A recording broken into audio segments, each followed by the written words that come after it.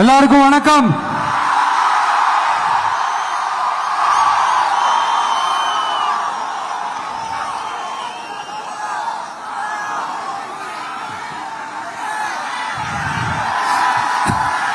கிட்டத்தட்ட ஒரு 910 நாட்களுக்கு மேல உங்க மண்ணுக்காக போராடிட்டு இருக்கீங்க.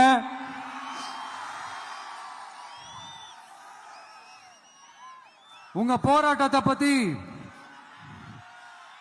ராகுல் ஒரு பையன், சின்ன பையன் பேசினது நான் கேட்டேன். அந்த குழந்தையோட பேச்சு மனசு ஏதோ செஞ்சிருச்சு. உடனே உங்க எல்லாரையும் பார்க்கணும்னு தோணுச்சு, உங்க எல்லாரையும் கூட பேசி ஆகணும்னு தோணுச்சு. உங்க எல்லாரும் கூட நான் நிப்பேன், தொடர்ந்து நிப்பேன் சொல்லணும்னு தோணுச்சு.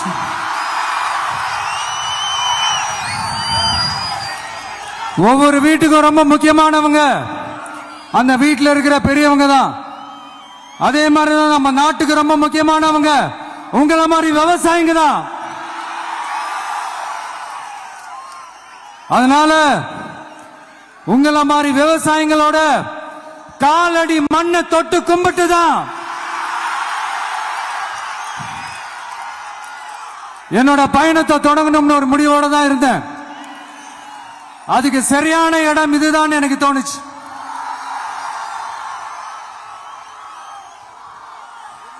என்ன, உங்க வீட்டில் இருக்கிற ஒரு மகனா என்னோட கள அரசியல் பயணம்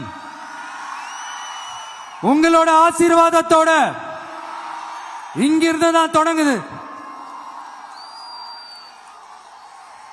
சரி, அதை விடுவோம். நம்மளுடைய முதல் மாநில மாநாட்டில் நம்ம கட்சியினுடைய கொள்கையை பத்தி நான் எடுத்து சொன்னேன். அதுல ஒண்ணுதான் இயற்கை வள பாதுகாப்பு. சூழலியல் மற்றும் காலநிலை நெருக்கடியை எதிர்கொள்ளக்கூடிய, இயற்கைக்கு ஊறு விளைவிக்காத பகுதிசார் மாநில வளர்ச்சி பரவலாக்கம். இதான் நாம் அறிவிச்ச அந்த கொள்கை. இதான் நான் இங்க சொல்றதுக்கு காரணம் ஓட்டு அரசியலுக்காக இல்ல.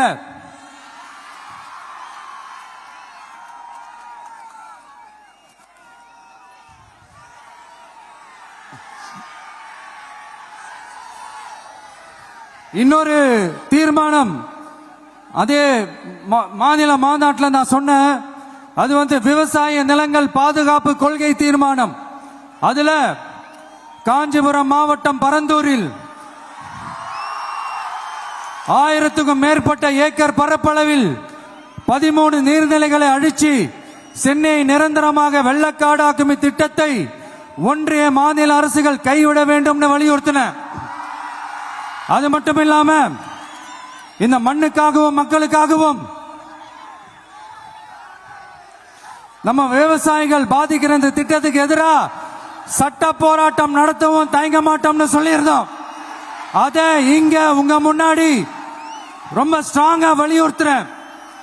இந்த பிரச்சனையில நான் உங்களோட உறுதியா நிப்பேன்.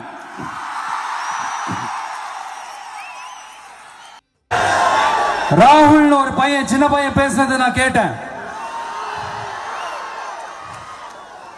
அந்த குழந்தையோட பேச்சு மனசு ஏதோ செஞ்சிருச்சு. உடனே உங்க எல்லாரையும் பார்க்கணும்னு தோணுச்சு, உங்க எல்லாரையும் கூட பேசி ஆகணும்னு தோணுச்சு.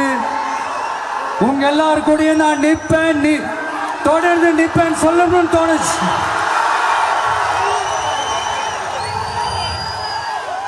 ஒவ்வொரு வீட்டுக்கும் ரொம்ப முக்கியமானவங்க அந்த வீட்டில் இருக்கிற பெரியவங்க தான்.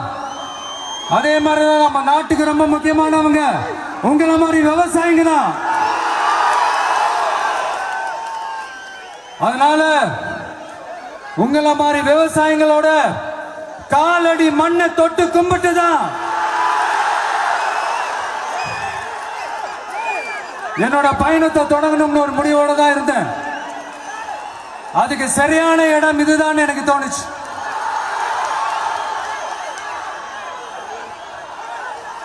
என்ன, உங்க வீட்டில் இருக்கிற ஒரு மகனா என்னோட கள அரசியல் பயணம் உங்களோட ஆசீர்வாதத்தோட இங்கிருந்து தான் தொடங்குது.